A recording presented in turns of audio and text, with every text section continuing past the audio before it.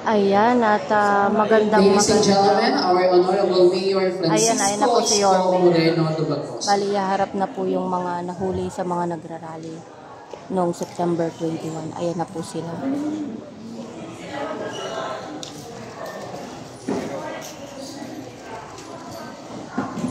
Ito iba pa yata po sila.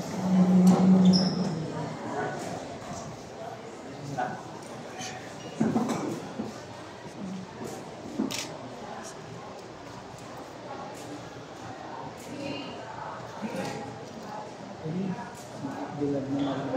Good morning. Good morning. Good morning.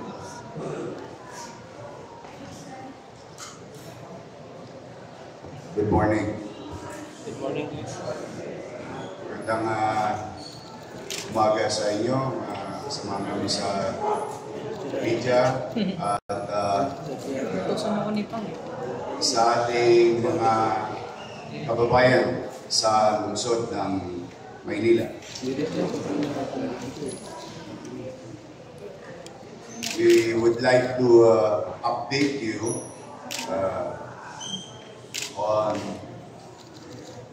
what have been reported by DOH regarding to one victim, as per report, victim of stabbing happened around 8:30 p.m. on September 21 along Recto Avenue. And if I may read this quick, then we'll start answering your question. At around 8:30 p.m. September 21, riots broke out at the intersection Claro and Recto and Quezon Boulevard. This is for purposes of geography, malapit sa Isitan, just across Isitan. During the riot, suspect Richard Francisco, 52 years old, a watch technician. As you all know, sa Recto, maraming pagawaan ng reloj. Mga maliliit na tindahan. Claimed that minors were trying to damage motorbikes and his business along the said street. In his attempt to protect his own property and business, he tried to use a case knife, yung pambukas ng reloj.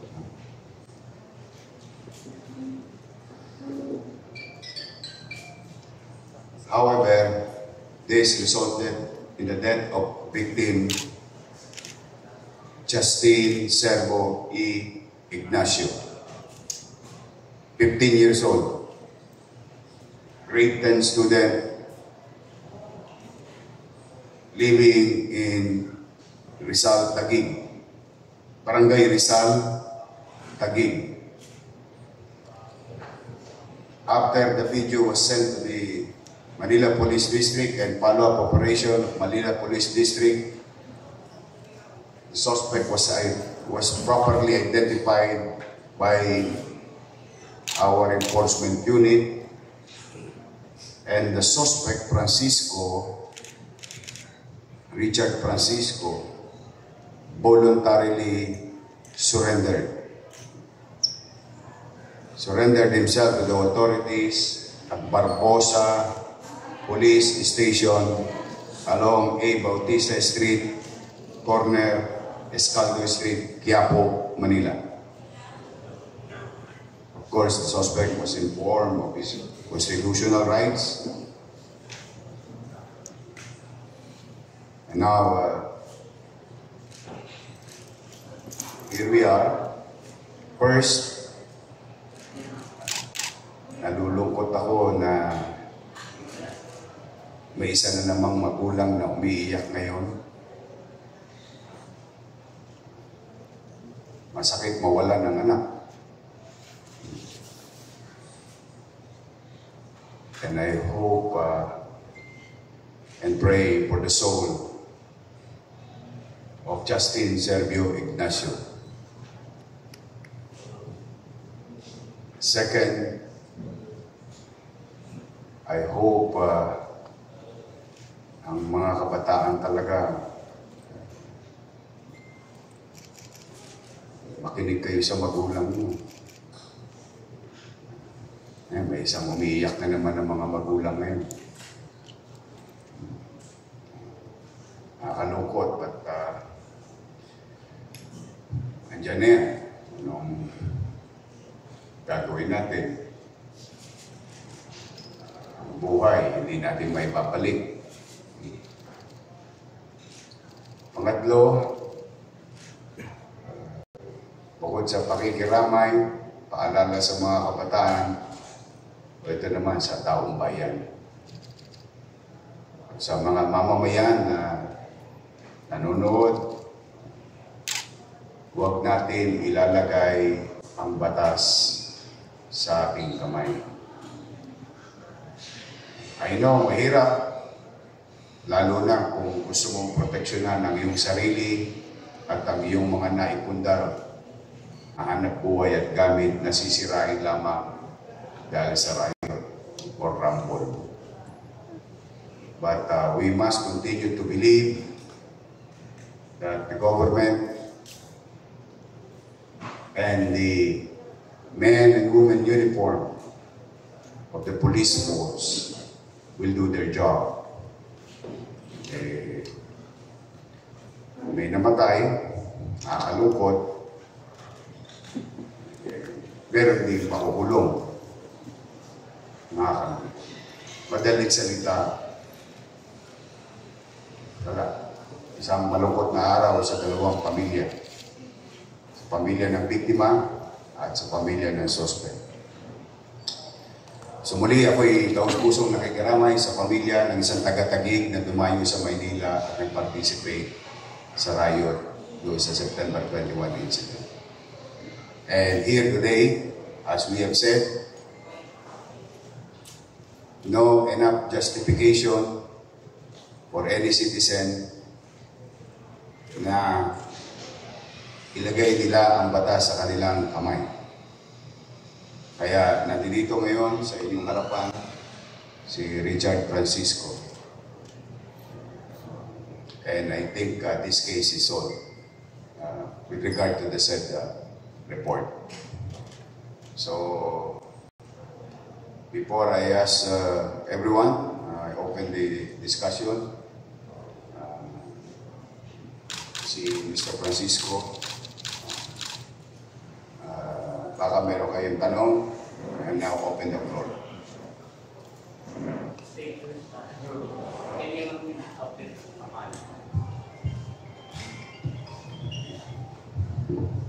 Hello. Any question?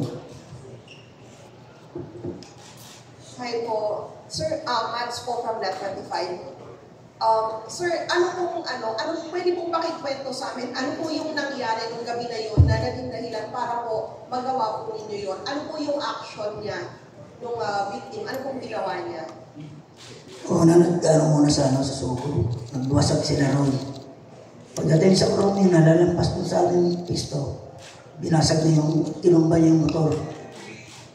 Sasama sana yung motor din ng truck. Kaya Mario. Medyo dumilit na yung ko dahil ang dami na nila. Ayun, masundot ko. Hindi ko na nabigla lang ako . Hindi sadya. Okay na po ba malaman? Ilang beses po? Isa. We'll send you I think Bambi will send them the video clips taken. That's why he was properly identified because of the video. Medyo kumera nyo lang dahil yung insidente hindi masyadong maganda. But I will give it to you. The evidence, we'll share it to you. The evidence, that's why he was properly identified. Next, please. Oscar Oida po sa GMA News. Oscar. Mr. Francisco, pa-describe lang po kung maaari, no, yung nakikita mo nung time na yon, kung bakit nagdilim yung panahon mo. Ano yung nakikita mo ng panahon mo? Eh wala na silang ano yun, pag dumating sila, wala na silang pakialam. Pagpakita nila mga sasakyan, tinanong nila. Kumbaga, tinutumba siya, nasira. Sa gamit niyo po, Sa gamit mo, ang gamit ko kasi, malapit na rin ba sa akin, kaya lang tinakbo ko sa loob. Paglabas ko, yung ano na, inano yung motor. Parang dumilim na rin yung biglaan. Hindi maano, parang ako. Hindi ko sinadya. Kasi kung sadya talaga, marami, isa lang. Yes, so Mayor, Oscar. Mayor, nakipag-usap na ba sa inyo yung pamilya ng biktima or nakausap niyo na po ba? Siyempre. No, the Hindi moment naman niya gusto yun. Director General of the Manila Police District, our district director, reported to me about the incident, and immediately, itong anak ni Mr. Francisco, because he was identified by the Manila Police District, nakipagtulungan at inayos yung surrender. So inuna namin na hanapin yung suspect at may harap sa mata ng batas. And that's a update as of last night. And Sir, Lawrence Tanoko, Radyo sure, Pilipinas. Lawrence. Sir, yung ganitong sitwasyon na malinaw na parang ang dating is self-defense yung nangyari, hindi ba? Well, I don't know. I'm no judge, I'm no prosecutor, and I'm no lawyer. But that's the challenge, no? Yan ay isang malaking hamon sa isang rumble o riot incident wherein even ordinary people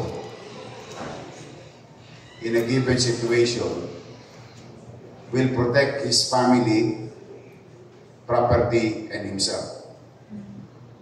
Now, I don't know how far it will go, but habang tayo'y malayang under our Constitution, malaya natin maipahayag ang ating damdamin, at yan ay kinikilala ng pamahalang lungsod ng Maynila at iginagalang. But at the same manner, any citizen, for that matter, has also the right to protect his property and life. That's another story to tell, but it's up for the fiscal, or the prosecutor, and the judge to find out.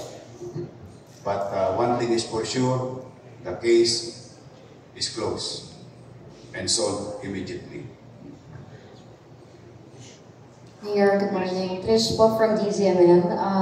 Bale po, doon sa naging riot po ng September 21, it is then po confirmed na at least merong isang fatality po dun sa incident. Kasi sinasabi po ng DILG Secretary ay wala pong fatalities. Pero ito po ba yung fatality po nito? Ito po yung dun sa DOH na kinonfirm po nito? Yes. When we heard the news, the report that there was a stabbing incident, of course, there are so many moving parts. Is this a stabbing incident like a regular day-to-day altercation of individuals?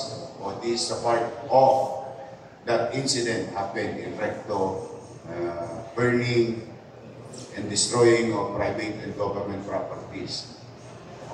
That's another thing, involved by yung police. Siyempre, yun ang muna natin kailangan alamin.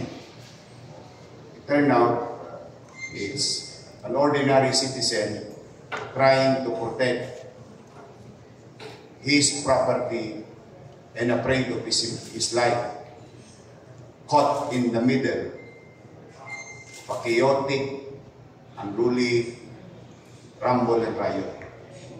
Yun ang, kaya nandito siya ngayon. So, hindi siya lesbo.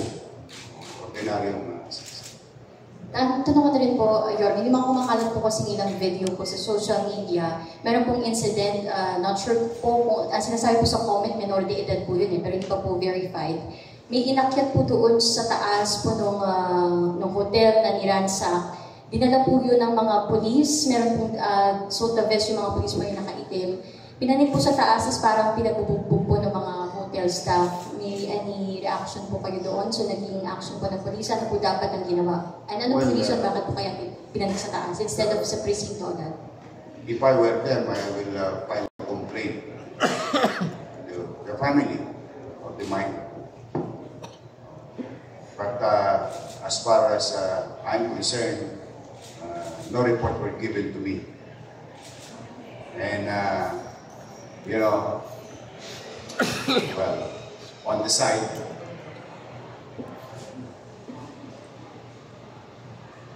what if pinasok ka sa loob ng bahay mo? Will you protect your family and home? Kaya talagang pinaiiwasan talaga yung unruly rally. Kasi maraming moving parts yan. But as far as I'm concerned, to answer your question, wala pang reported sa akin. These are all claims, the same claims that there are 30 dead. Remember, let's be honest to ourselves, we've been receiving chat group, pictures, communicating to each other, and even in the post commentary section, paano daw yung 30 pinatay. We take it seriously.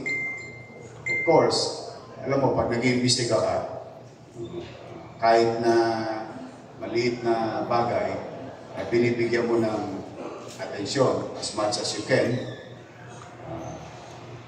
what you call the elimination process, what is true and what is not. So the simplest way to do it, if there is 30 people who died, is to look into our morgue or even in our hospital, private and public. Wala naman 30. Ang hirap itago nung 30 naman. Kaya sa mga kabataan, ingat lang tayo pagka-share ng mga ganito. Kasi these are sensitive informations. It may destroy lives, no? By vaguely or unsubstantiated claims against any person. Delikado yan. Hindi to joke. No? Nakita nyo, pag napapanood natin yung parang laro sa kanila. But you know, ulit-ulitin ko, ang taong bayan, may karapatan din na proteksyonan ang kanyang sarili at ang kanyang bahay at pamilya, ang kanyang pag-aari. Kaya lang, panawagan ko sa mga taga-Maynila, let us not put the law in our hands. Let's continue to believe that the Manila Police District, your police district, will do their job. Last question po, Joseph. Sure. Good morning, Mayor. Mayor, ang reaction na lang po doon sa panawagan sa inyo nung militanteng grupo na nag-rally nung isang araw sa NPD na palayain po daw yung mga inaresto. Kapag ka hindi raw pinalaya, ay mas malawak na paglabag sa lansangan yung kanilang gagawin. Ano po yung reaction mo? Anong basis of release? Puro may kaso. If there is a basis for release, okay lang. Are they guilty of destroying public property, threat to the citizen? It's up for the judge. Are they suspect? Yes, they are considered suspect. 192 of them. When they arraigned, yes, they were arraigned. then karapatan naman nila kumuha ng abogado. Now, if I'm not mistaken, those 14 years old below is now under being submitted to the custody of DSWD. Wala naman akong kapangyarihan na magpalaya ng tao ng suspect. Even the president of this country, wala kaming kapangyarihan. O, palayain niya, palabasin niya. Eh, pagka meron namang citizen na marunong-runong, eh, ano naman ang kasong kakarapin? Kaya, ang leksyon, okay, tatanda naman ng iba na yun. Ang leksyon talaga, maging responsable ka sa sarili. So, tulungan na lang nila. I encourage them to help the family to defend those suspects. 192 of them. Mayor, si Grant Hilario po from Bombo Radio. Mayor, last time po ay nabanggit niyo po na merong ex-politician and Filipino-Chinese funder yung nasa likod na possible na nasa likod na. These are possibilities, yes, based on raw and sketchy report.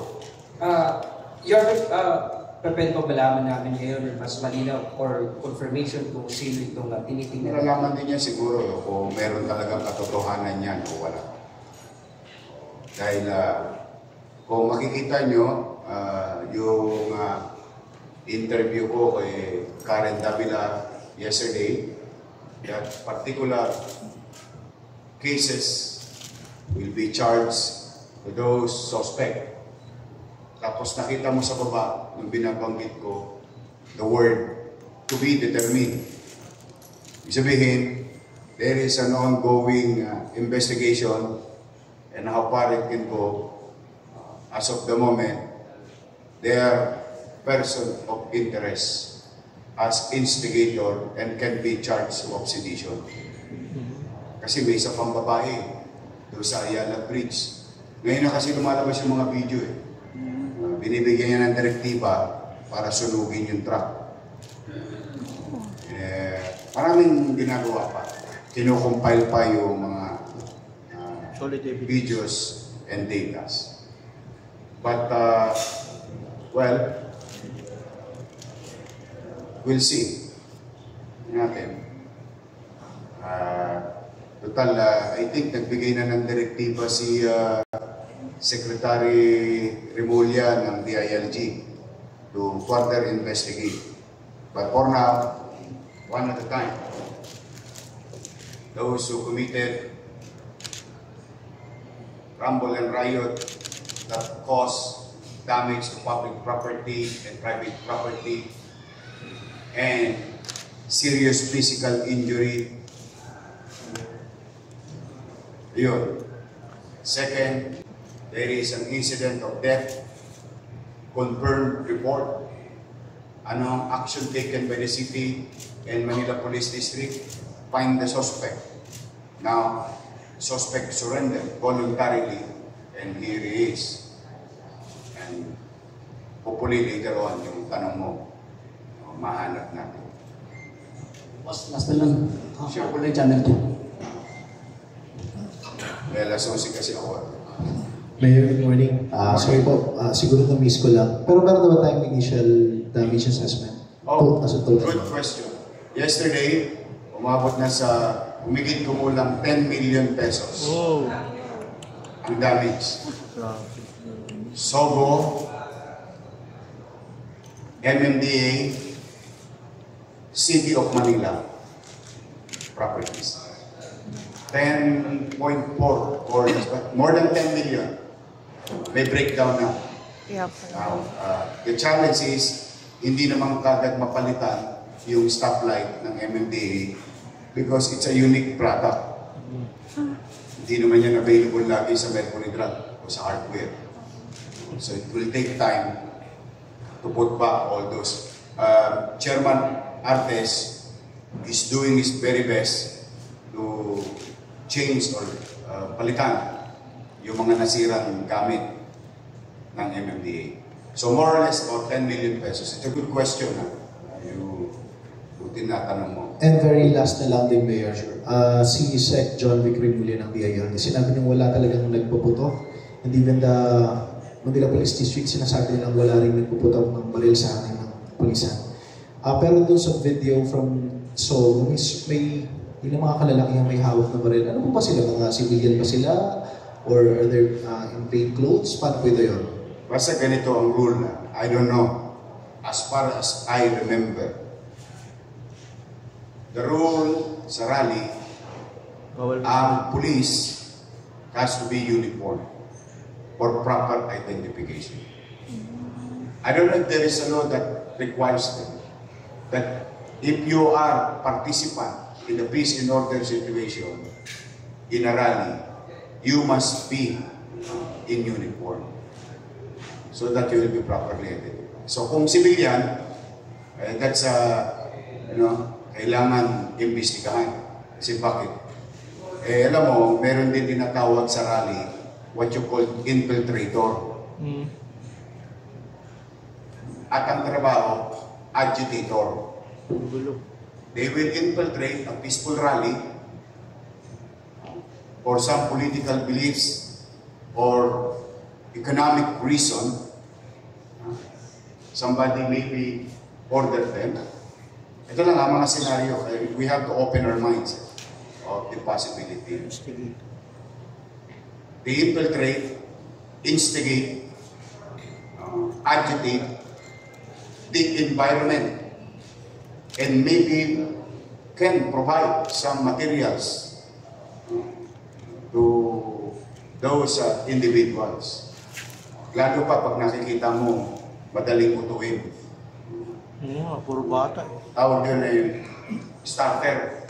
Tawag namin sa Rumble. Starter. Those are possibilities.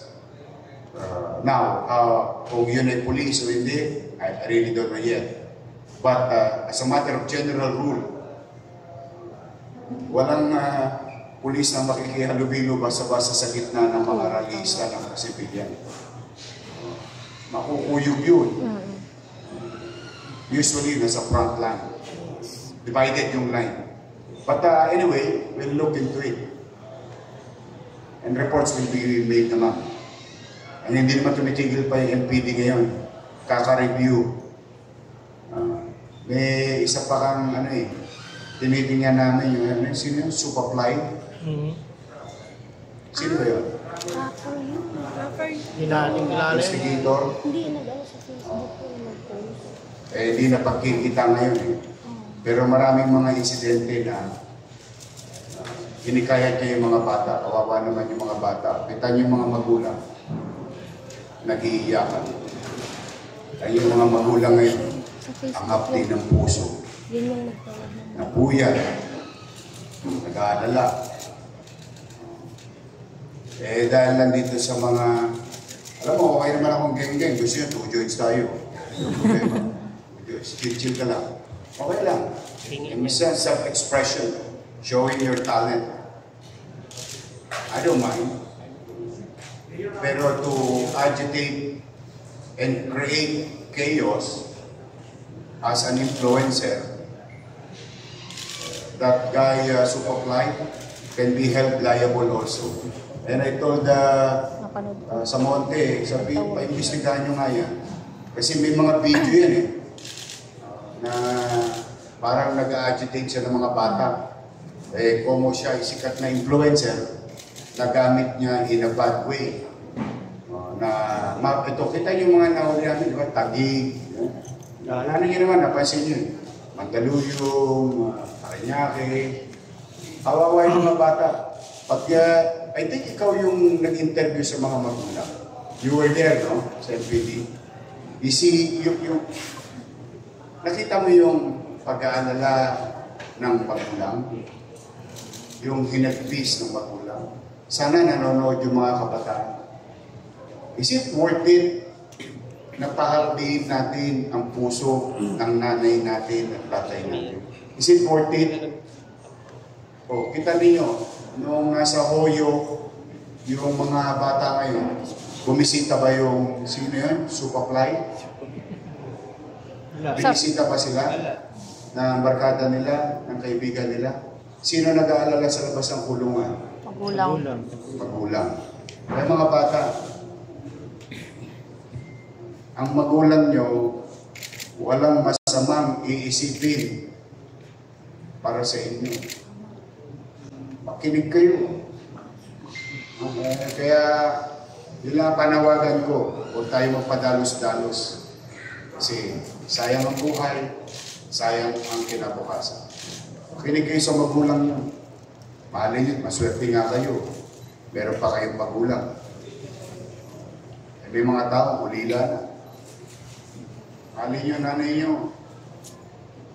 I've seen your interview. I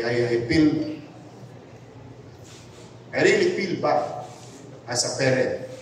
I really feel bad as a parent. But again, we need to do what we have to do to protect the interests of the general population. Dito na tayo katapos na. Pasensya na. Thank you guys. Thank you. Sorry, paparating na si Ambassador. Muli, maraming salamat. Congratulations sa NPD for resolving this case. Thank you.